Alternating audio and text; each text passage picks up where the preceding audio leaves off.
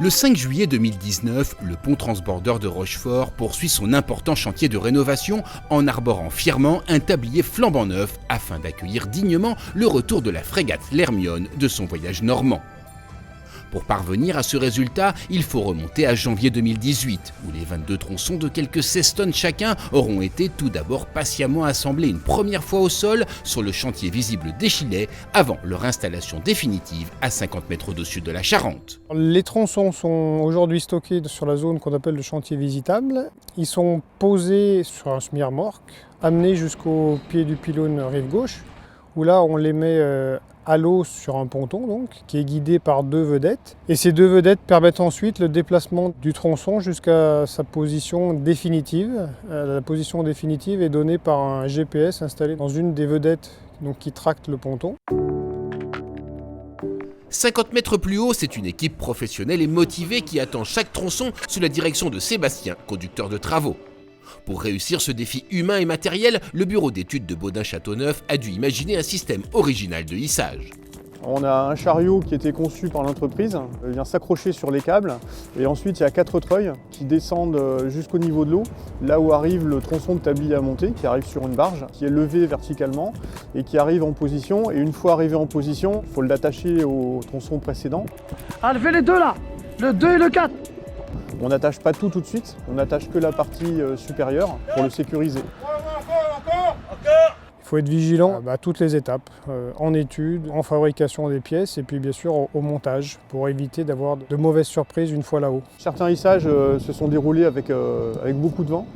C'est vraiment la contrainte à la fois pour la sécurité des hommes et pour le matériel, puisqu'il y a des calculs qui ont été faits par l'entreprise sur la capacité des treuils et du chariot actuel à hisser l'élément de tablier sous un vent qui va jusqu'à 45 km/h par exemple, donc c'est un peu la limite. Ça, j'ai l'impression que c'est pire qu'hier le tronçon. Stoppez, stoppez, stoppez, stoppez, faites gaffe à vous, là, la pièce a de la force, hein. Et là, si elle bouge comme ça, faites chaud. Elle se calme doucement, Fifi, elle se calme doucement. On remonte le 2 et 3. 2 et 3, ça monte. Sébastien, lève le 1 et 4. 1 et 4. Pas stoppé, c'est bon, on est passé, c'est bon. C'est stoppé.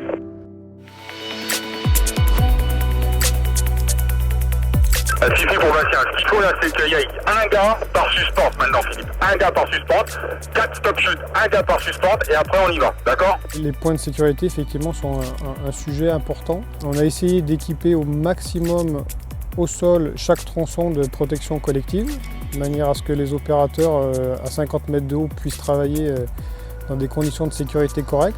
Il n'empêche que sur certaines phases, on est obligé d'utiliser des protections individuelles. Donc bien sûr, ils sont attachés aussi longtemps que nécessaire pour faire toutes ces opérations d'accrochage et de décrochage.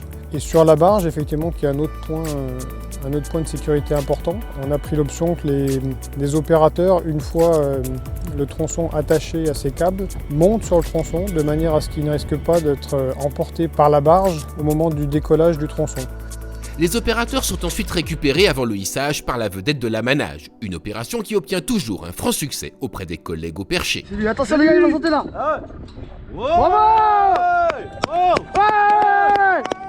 Ce qui nous intéressait sur ce projet, c'est que d'abord c'est un ouvrage unique en France et presque dans le monde, puisqu'il n'y en a plus que 8. Et c'est le fonctionnement de l'ouvrage, c'est de revenir à un tablier de 1900.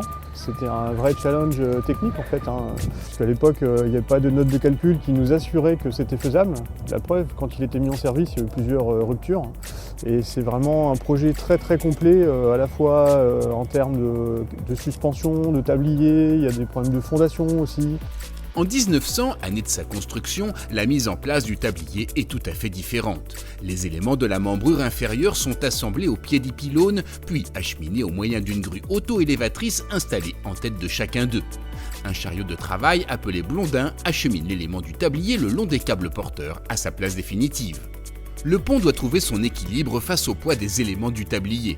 La tension des câbles est ainsi régulièrement ajustée pour éviter que les pylônes ne s'affaissent dans le lit de la Charente.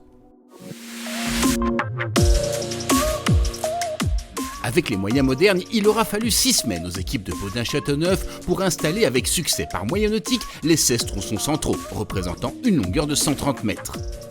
Les équipes se préparent désormais à installer les derniers tronçons latéraux, en utilisant pour cela une grue de grande capacité dans un environnement aux multiples contraintes. On n'a pas forcément beaucoup de marge de manœuvre pour faire ces opérations de levage, donc il y a une grande préparation à faire au préalable.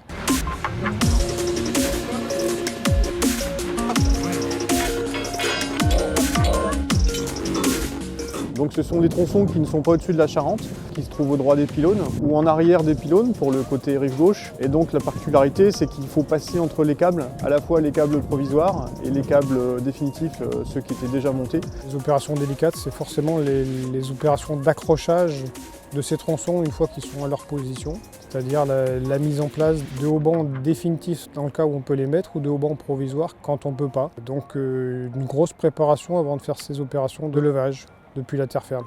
Le pont transbordeur a retrouvé un tablier flambant neuf avec ses 176 mètres de long. Les étapes de vérinage vont pouvoir débuter afin que l'ensemble soit parfaitement aligné.